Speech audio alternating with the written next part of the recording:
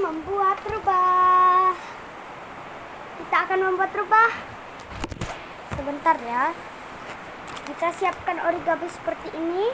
Lalu kita lipat ya seperti ini.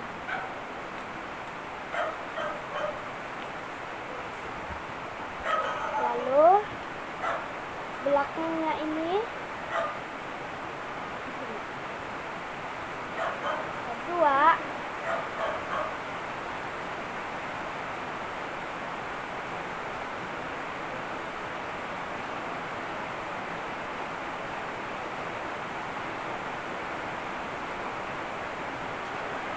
Aku kan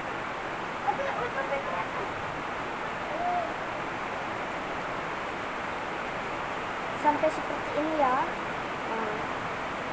Ketiga, kita ambil pensil warna atau tidak warna pun boleh.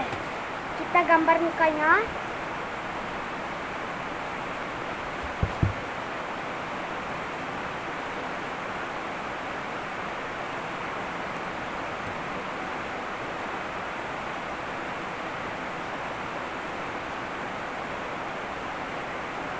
Ditambahkan hidung cukup ya.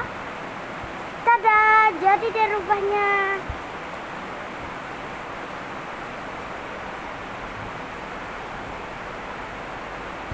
Ini adalah kawanan rubah. Pertama, ungu. Kedua, pink. Ketiga, anak yang lucu. Ini ibunya. Ini bapaknya. Dan ini anaknya. Lucu kan?